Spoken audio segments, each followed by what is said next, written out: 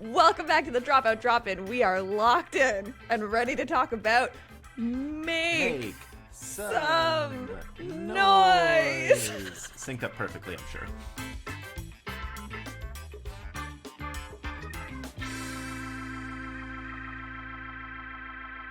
Oh, Jordan, we've waited so long to talk about this season of Make Some Noise, and finally the season is done, and we can wrap it up with a bow with all of you. We also have some Dropout news, and we have another show that we want to spread some joy and good news around. So, Jordan, before we get to Make Some Noise, why don't we start with those two mystery things? And maybe we'll just start off the top with some news. Our Unlike news Severance, anchor. we're going to give you answers. That's right, get in the comments. Okay, we have to like do a whole like sidetrack. Okay, pitch. Let us know in the comments if y'all will be into this. We start a Patreon for the Dropout Drop-In, but we talk about everything that's not Dropout.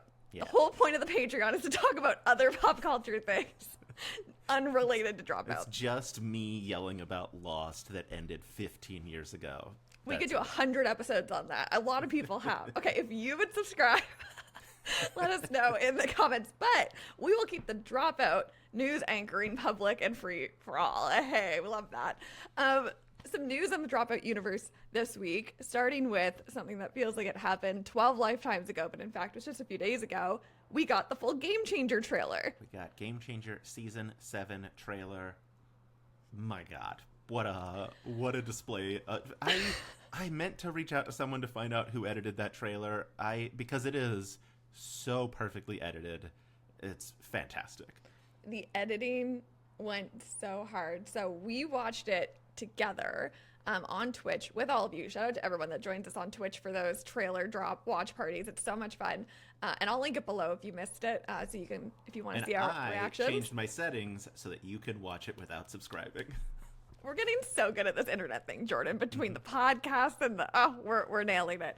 But we watched it together on YouTube and on Twitch, and then I watched it again on my TV in 4K afterward, and the editing was just so like playful and masterful, and I don't know how long it took them, but I don't know how you pick moments from a season that is clearly another level of chaos that we've never seen before, but they somehow managed to like toe that line perfectly. Yeah, it was fantastic.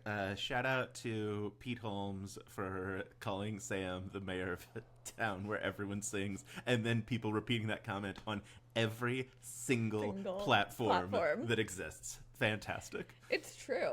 And now I'm even more upset that Shmigadoon got canceled on Apple TV. Yep. Yeah, I know what that is. Someone explained it to me. Yes, Game Changer is going to be a great season. This is one that, as you like to remind everyone, comes out bi-weekly. It is not an every week show, but we will be here talking about it with every episode because, as we know, Game Changer is so jam-packed. You really have to sit with each episode and give it space and time to breathe because it's like its own world. We also know, per Paul Robolino, at least as of earlier this week, the behind the scenes, which comes out on the off week of Game Changer, the behind the scenes for the first episode of the season is currently sitting at 37 minutes long, which is bonkers. And I messaged Paul to be like, hey, everyone wants this. Just make them this long. People want this. When it comes to Game Changer behind the scenes and like the layers of production that go into that, I want it like one shot style through the studio. Show me every department levels of chaos. Like you cannot give me enough behind the scenes of what they're doing on that show. Yeah, I've made it my entire personality. So like it's a thing. Like people it's want a thing. it. Yeah. People want it. You kind of launched your whole Patreon because people wanted more behind the scenes and exactly and scoops. that. So yes. I mean, listen, if you need a case study for it, just head to the Jordan Brown on Patreon. But with that, excited to break that down with you every week. If you have friends that are also watching Game Changer, or you have friends that want to watch Game Changer, or you want to convince them to join the party, you can send them over here to the Dropout Drop-In, and we will convince them week by week why this show is so deserving of Emmys and more recognition. That's kind of the whole reason why we also started this podcast, was because of this specific show. Another thing happening in the Dropout universe is the mini auction is coming to a close. I believe this is the last round. Yeah, for sure by the time you see this, the mini auction will be closed. There is simply no way Liz is editing this in under 5 hours and 37 minutes from time It's true. I think there is absolutely no way anything on the current list is going to clear the $10,000 for Adine's room from the last wave. And I will say, like, I am stunned at how cheap, and I do use that term. I say that in the acknowledgement that $1,500 for a 3-inch tall piece of plastic is not actually cheap. Comparatively, how cheap some of these minis are. Fig Faith at $1,501, Fabian Arameus Seacaster $1,501, Marianne Scuttle $1,737. There's so many of these that I'm really, really surprised at. Named Gertie Blade Shield $700. Like people you would expect to hit well into the thousands. Like last year when they did the Fantasy High freshman year auction, Fig went for $12,555, the like all-time record setter. And even like earlier in this auction, there was a Fig mini that went for $6,000, I think. And maybe it is that the people who have that money are like, well, I bought my Fig mini already. I don't need to buy another one. Or, the economy is collapsing all around us. One of the two.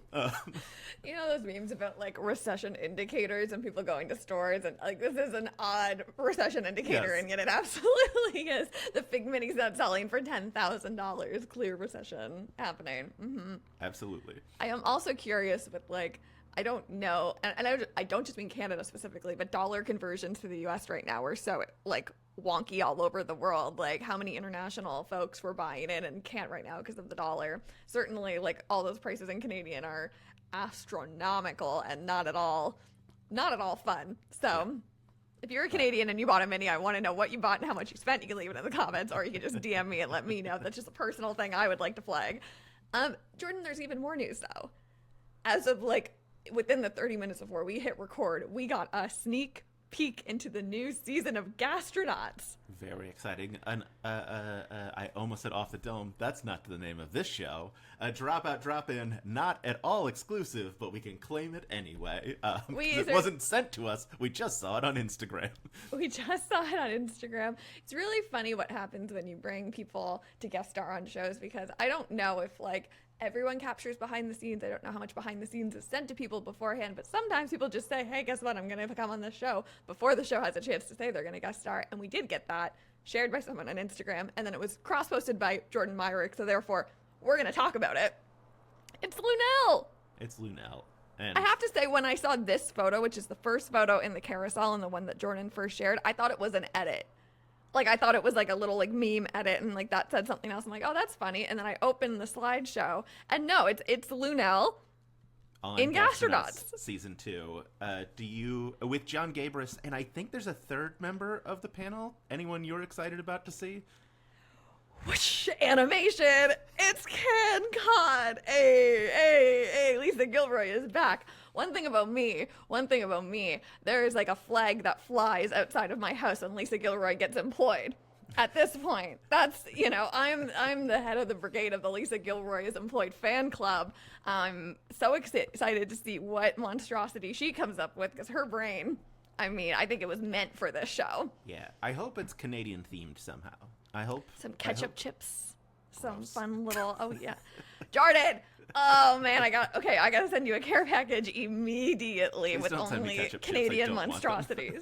Your son might. He might. Listen, you're gonna get the worst PR box of your life from Liz. It's gonna be all things that you hate, and it will be all Canadian. It will be great. But yes, Lisa Gilroy on the new season. I think this is a stacked lineup. Talk about 3 comedian powerhouses. You can see that they're really leaning into, like, no, these are comedians. We're not doing, like, professional foodies. We're doing, like, the more chaotic comedy, the better. I love it. I think it's so fun. As someone who has seen John Gabris do improv live, it's a treat. He is a delight and an absolute lunatic. I can't wait to see what he, along with Lisa Gilroy and Luna, that's a killer lineup. Unbelievable. I want to know how they got some of these yeses, and if this is what we're in for in one episode, I cannot imagine how stacked the entire season's going to feel. It feels like VIP season 2 level casting of just like, oh yeah, we did so well in season 1 that now it's whoever we want. Jazzy casting. This cast not surprising, but we do have to say, like, the casting across Dropout right now, you can tell is on another level. So shout out, Jazzy, you're slaying the casting across all of these shows. It's absolutely killing like, it. Yeah, it's truly unbelievable what's happening. I think part of it also has to be the credit of when people know what Dropout is in some capacity, it might be easier to sell the yeses and like trying to bring people on the show. So it's a bit of a mix of Dropout itself having success as a streamer and having a bit more public image and PR, but also like the casting of like these specific couches, these specific like behind the desks or behind the podiums or make some noise. It's just so good. So good. Agreed. This week, this is a story you can cut out if you want. This week, my wife and I bought a new car, and we were like putting in like all our loan information and whatever. And I was like, "Oh, should I put in like I make money from like TikTok and a bunch of other sources, and like it's not an insignificant amount of money." And I was like, "Should I put that in?" And the person selling the car was like, "Oh, you're on TikTok?" And I was like, "Yeah." She's like, "How many followers do you have?" And I was like, "A little over 80,000." She's like, "Oh, I should follow you." And I was like, "You won't like it." And she's like, "Oh, what do you?" I was like, "I posted about a comedy streaming service called Dropout." And she's like the Dropouts? And I'm like, "Nope, you don't know what it is. It's fine.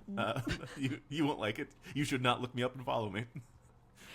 And this is the perfect segue actually to another piece of news that happened this week, which was that photo of Sam behind the Make Some Noise desk. And it was like it feels illegal to see this photo. It blew up on Twitter. I think it blew up on most platforms, but specifically on Twitter, it blew the hell up. It got like 87,000 likes the last time I saw it, like absolutely crazy. But then I saw some regulars in the Dropout Twitter conversation posting like, "What do you mean 87,000 people know this reference? What do you mean there's 87,000 people that are watching the show and understand how weird it is to see this photo of Sam?" Like, Dropout released the numbers of how many people are actually watching this stuff, because it's not the people online talking about it versus the people that are liking tweets about it is like, what?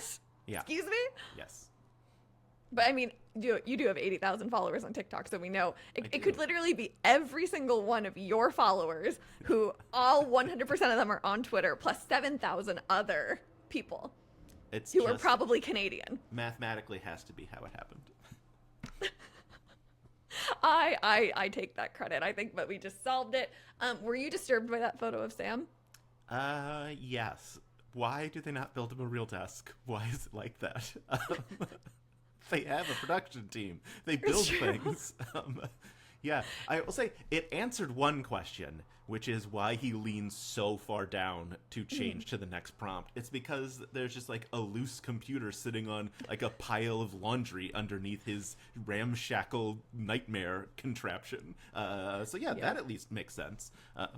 It's true. Yeah. It's also extremely funny and giving startup energy derogatory. Like, the basics never get fulfilled, but the like wackadoodle high-end stuff is like perfectly built and made. Like, that is just so scrappy. Like, no, put the money into like the gags and the things that we see every single episode that are like the structural fundamentals.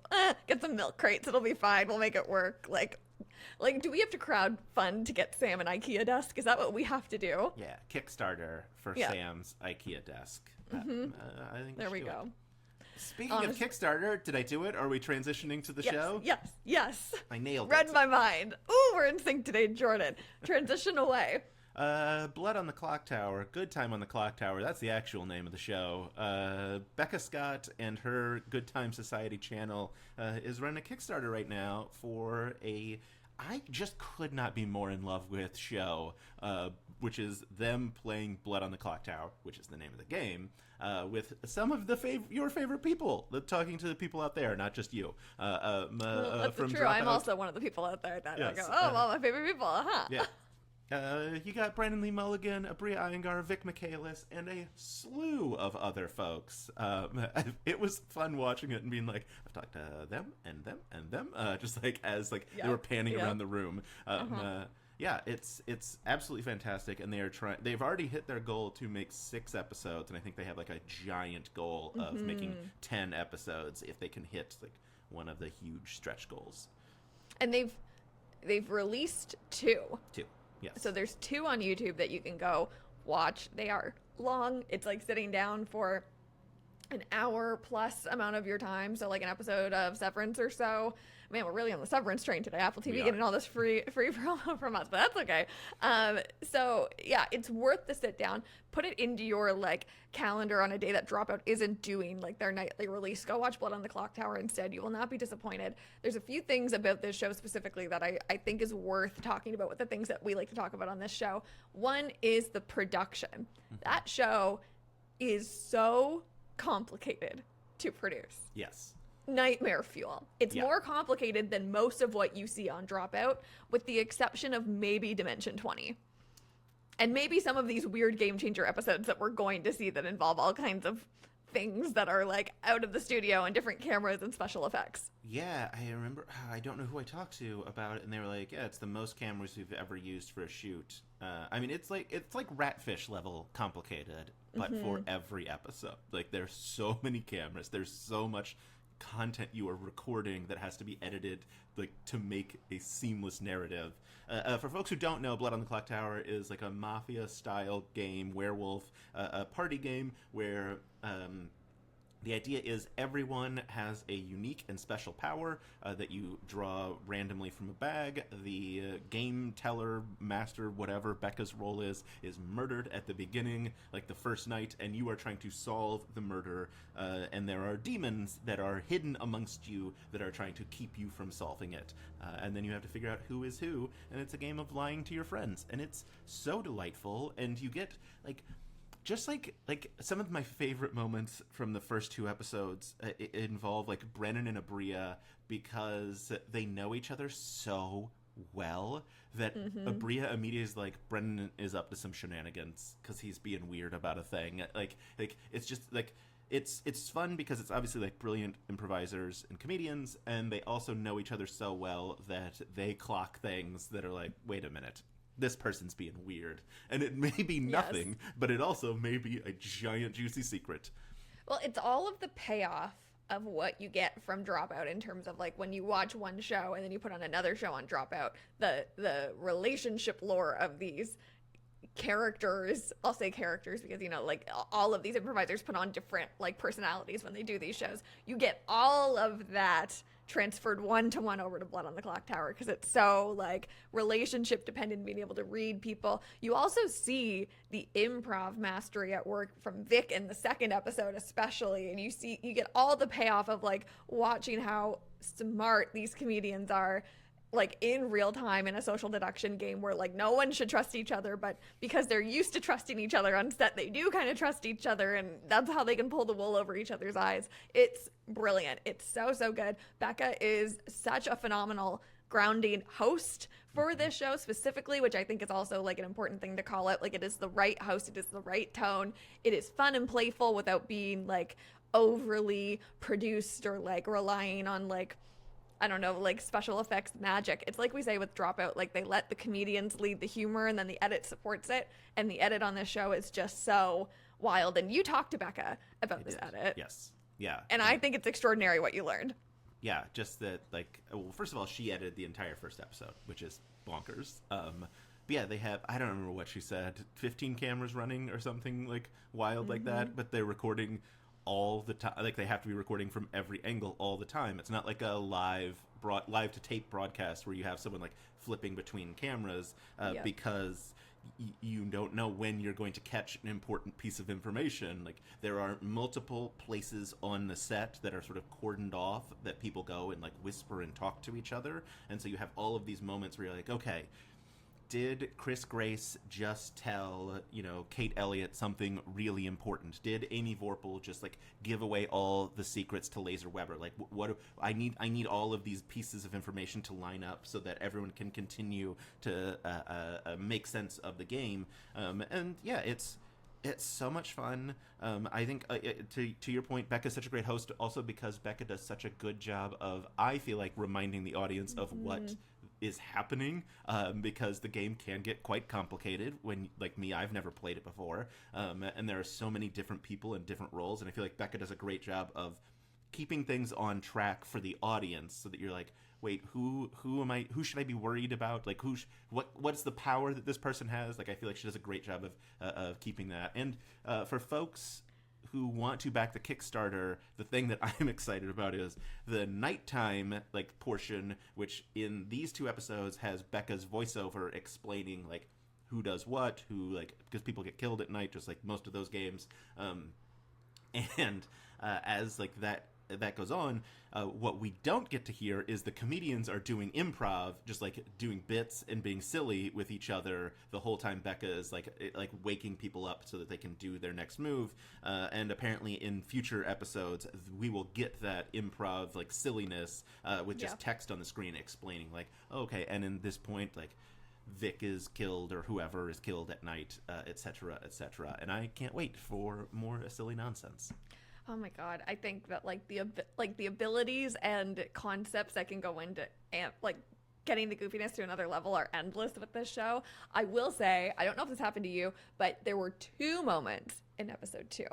Twice this happened, which shocked. The first time I was like, oh, what a pleasant surprise. The second time I was shocked that it happened twice.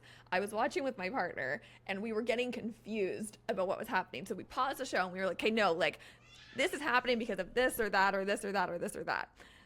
And as soon as we unpaused the show, it cut to Becca going, and the reason why this is happening is this, this, this, and this. And I was like, damn it, we should have just let the episode play. Like, Becca knew we were going to get confused right now. But twice, it was perfectly forecasted that this is a confusing moment and people watching might get lost in the sauce of the game and we should stop and, like, go back into the basics and, like, remind them of what's happening. So I'm glad that you pointed that out because it made me remember that, like, you know, that happening one time is like, oh, good, like, I should be confused right now. That happening twice is like, wow, this show is really well produced because it understands the viewer experience immensely. Yeah.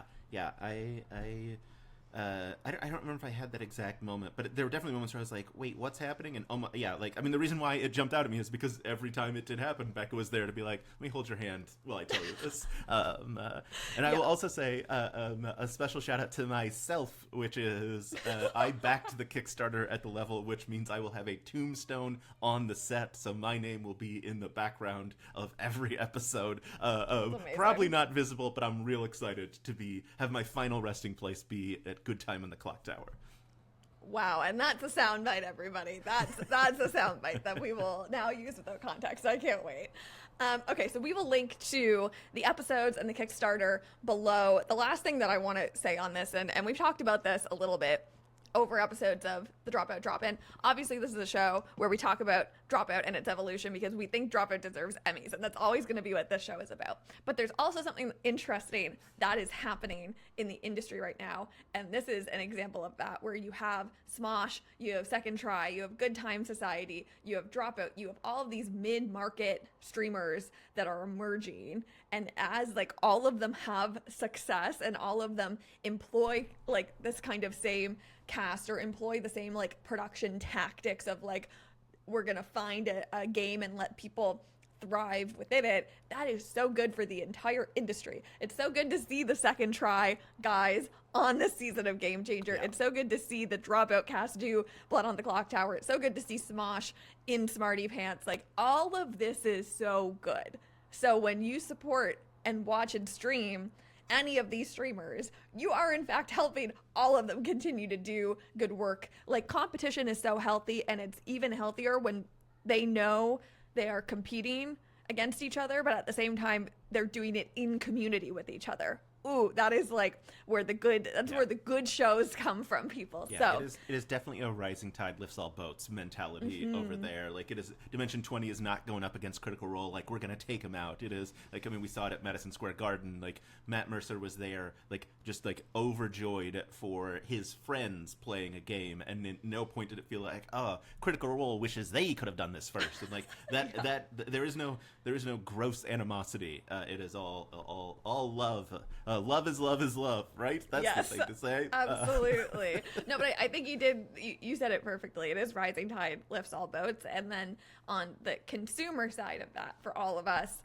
if we recognize that in our viewing habits and we like mentally clock that the more we support across and not just like go deep on one, like, that is very important to keeping like this entire system going. Dropout cannot survive on their own. That is not how this happens. So when you support things like Blood on the Clocktower, even if it's just following all the pages and helping like the numbers go up, that is as like helpful as people that have financial ability to support Kickstarter or like subscribe to all of these channels individually. So that's my pitch as someone that wants to see mid-budget production companies rise. Yes.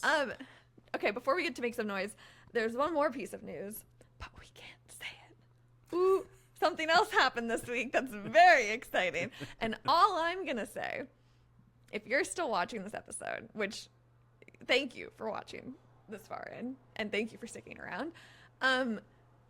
If you do not have notifications turned on for this YouTube channel or for this podcast, you're going to want to do that. And that's all I can say. Specifically, if you're listening on another platform and you're not on YouTube with us, YouTube is going to be the place to be next week. Turn notifications on. We cooked. Yep. We cooked. That's all I can say. The end. Can't wait for y'all to see what happened. It's gonna be fun. Make some noise. 20 episodes, technically, because there was Cut for Time episode. Should have been 21. We were robbed of an episode, but that's fine. We had 40 weeks of Make Some Noise content. And you know what? You really can't complain. When you get 40 weeks of a show that is this good.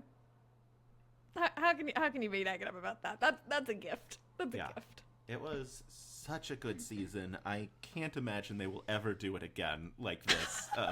It just felt like it felt like too much. As we were getting like even near like once we were getting into the teens, I was like, I'm still loving this. They've got to be tired of editing this down at this point. Yeah.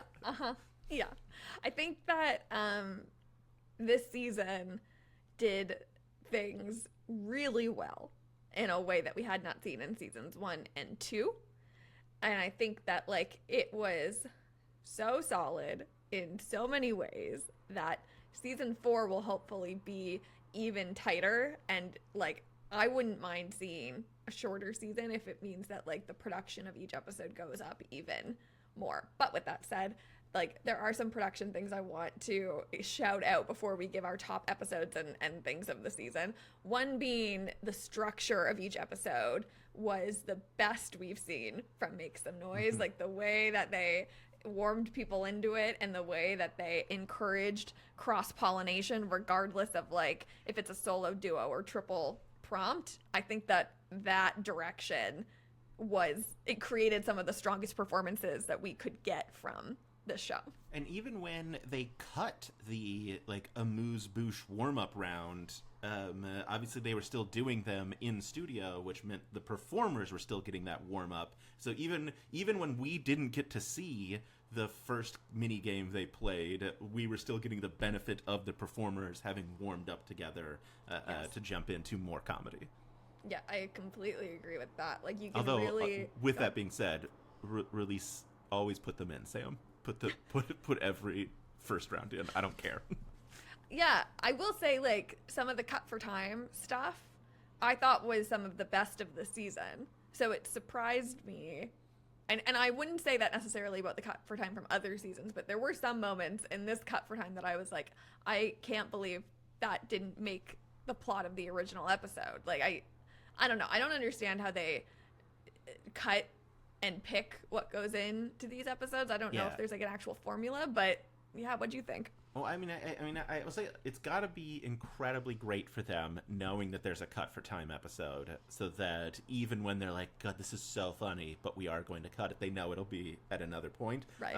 But I think the biggest one is, it has to be like, I'm just like looking at, because I have all the episodes pulled up, and there are a few episodes that hit 40 plus minutes this season.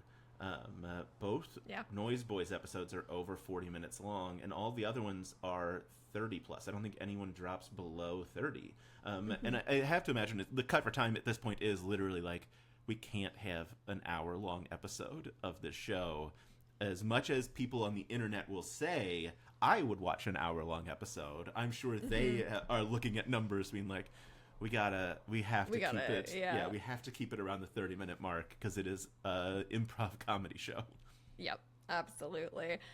Yeah, it's such a hard balance that they have to maintain to make this happen. But that said, I do think we got some of the best episodes that we've ever gotten to make some noise, some of the best performances that we've gotten to make some noise. So we're going to play a little wrap-up game, and I would encourage everyone to play with us in the comments, because I'm sure that some of our picks are going to be controversial as always. Jordan, let's give our top 3 episodes of the season. Sure. I am going to say immediately I'm eliminating both Noise Boys. Sure. Because it's just not fair. They just, you know what? I love that rule. Okay, no, especially for the commenters, no Noise Boys. It's a we given. know they're good. You don't. We know have they're to. great. Yeah. Yeah. Okay, I like that. Okay, so besides the Noise Boys, let's. I don't know if my top 3 are specifically ranked 3, 2, 1, but like these are just my overall top 3. Do you have a specific ranking for yours, or just a general 3 that you think are? I have a general 3. Okay, great. A general 3. Why don't you give us your first of the 3? It is a celebrity's unflattering wax figure reveal, the Pete Holmes episode. Yes. Look, everybody was great on it, but it's the Pete Holmes insults for me that will live with me forever. And Sam, as it turns out. Sam will never escape what Pete Holmes did to him. Yes, I completely agree. That was such a standout. And I think it actually, at the time it aired, I think we talked about how it added a certain level to the show that we hadn't necessarily seen in terms of like Sam being characterized and getting grilled by the cast. Caitlin Riley also is just the gift that keeps on giving. I think Caitlin needs to be on every season of every Dropout show ever. I think she's just one of the funniest people on the planet right now. So always fabulous to see her employed by Dropout TV. Yes. She thrives on these shows. So good. And then, all right, you want to give us your 3 spot, although technically it could be 2 or 1. Yes. I do have a number 1. My 2 and 3 are interchangeable, but I have a number 1. Sure. Okay, so my number 3, an obituary for someone who definitely faked their own death with Vic, Mimi, and Mamia. Oh my God, this episode is just like everyone is firing on all cylinders. It's rare to see Vic be challenged, and Vic was challenged the entire way through this episode. Like, it was not a situation where Vic's doing one level of comedy and everyone is kind of matching Vic's energy. Like, this was a treat start to finish, and I loved how this season brought us more comedic voices than just the usual Dropout cast that we're used to. And this was one where I was like, oh, we immediately need to see all 3 of these folks on everything. It was just so good. It floored me. Yeah, really, really good. All right, I'll give you my number 2. A Yep. date that is only red flags. Speaking of Vic, it's Vic, Jacob, and Allie. Just devastatingly funny. If for nothing else, the continuation of the Mr. Mayonnaise. Shout out to Jacob for jumping in at the exact moment they cut off. Not surprised at all that it took Vic a minute to figure out what was happening, because Vic's memory, not great. They have said that. That's not me throwing that on them. But like, that whole episode is so good. And specifically, like, a lot of times I'm looking at the titles and I'm like, oh yeah, I remember that prompt. But like, a date that is only red flags is maybe my favorite prompt from the episode. It destroyed me. No, it's true. And I think this is the right time to shout out like all the writers on this season. I think the prompts were also some of the best prompts we've seen on Make Some Noise. It was so good. It was so catered to the cast. Loved it. My number 2, I'm wondering if I'm stealing the last one on your list by saying this. A basketball player's far too elaborate free throw routine. Okay. This was Jess, Ben, and Ryan. Yeah. I mean, I'm a broken record saying I think Ben Schwartz is genuinely the best improviser on the planet. I am a huge Superstore fan. We've watched Superstore an endless amount of times in our house. So Ryan is like, you know, a god of improv over here. I think this was one of Jess McKenna's best Dropout appearences. And if you've Canonically seen... horny Jess McKenna. Yep. Excuse me, I'm so sorry. J-Mac. We at this channel, Oh, yes. we respect MC Kenna, J-Mac, whatever nickname she wants. This channel is supportive of her. You're right. Okay, so J-Mac specifically, if you've seen J-Mac perform with Ben Schwartz and friends, like, you could just see that whole dynamic come perfectly into the show. I love the way that they play off each other. It's so awkward. It's so interesting. It's so dynamic. I've watched this episode multiple times since it's aired, and it floors me every time. It's so good. It is. I'm like, so surprised that's not your number one. I thought for sure it would be. Only like I had to choose. Like in my brain, I chose between the celebrity cameo of Pete Holmes or Ben Schwartz as like which one was making my list, and I went for Pete. I do want to give an honorable mention because it's not my number one, but A Bear Who Just Hibernated Through like 250 Commitments. The Big Team episode is one of those that like you just mentioned Jess and Ben's like ability to play off of each other. The Big Team's ability to just jump in seamlessly. I felt like that was the first time this season that we saw like, oh, these three are so comfortable with each other. Yes.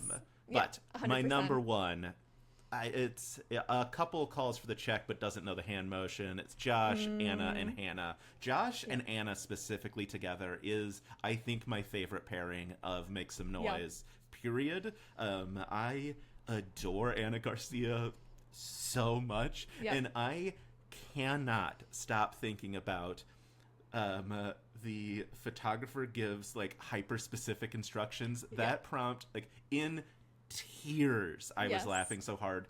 Maybe my favorite prompt of the entire season. Just like the whole episode's great. But yeah, also like this is the episode where we get Anna screaming into Josh's ear, just like destroying the sound quality. Just everything's perfect about it.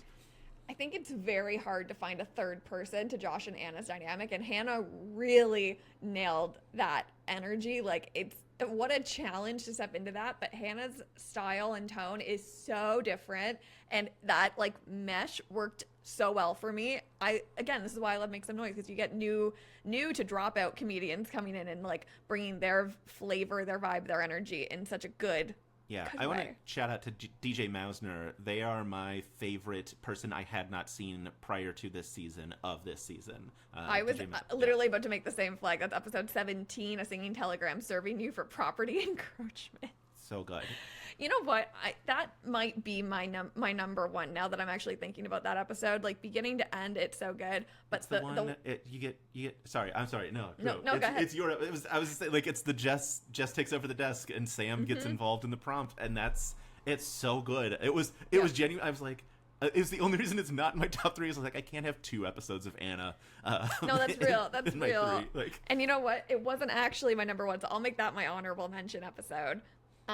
Because my number one is the one that, like, this episode to me is exactly what Make Some Noise should be, and was the most surprising to me. Not because I doubted any of the people in this trio, but because I just saw magic that did not involve me having to have like the lore of watching Dropout for as long as we have. It was episode 15. This dream is too messed up even for Freddy Krueger, with Jeremy, Angela, and Corinne.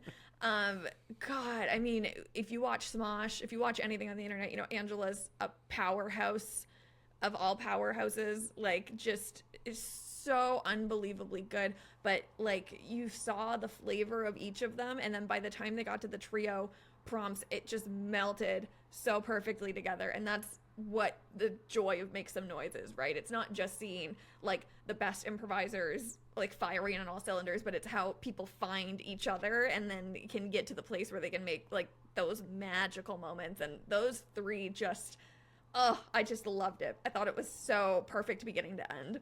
Yeah. So good. Yeah.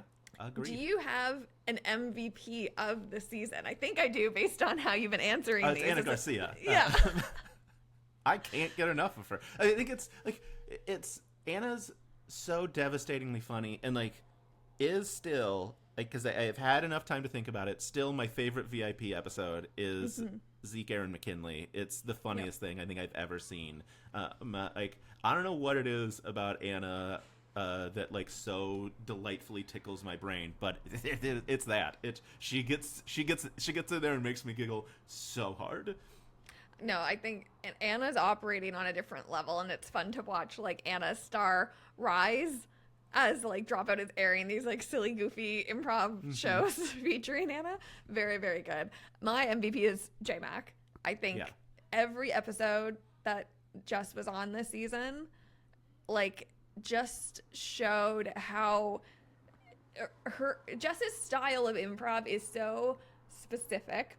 It's much like Vic in that, like, you can have people come out, big character, big voice, or you can have people come out that are just like these, like, twists on seemingly themselves. And I find that so joyful to watch. Like, it's as joyful to me to watch, like, Brennan do a big monologue, a big character, a big moment, have Izzy do something that is so, like, outrageous, leaning into that, like, clowny, obscure territory, as it is to watch someone be like, oh, yeah, no, I was the kid that, like, had very specific instructions for how to play in my backyard, and then, like, do a twist on that, and just toes that line that's so interesting to me with that. So I think, I don't know where, like, Play It By Ear is going. I, like, on Dropout specifically, I know Jess and Zach have been, like, touring, like, that model a little bit, but God, I hope they rope J-Mac back into doing more and more, because it's just so good.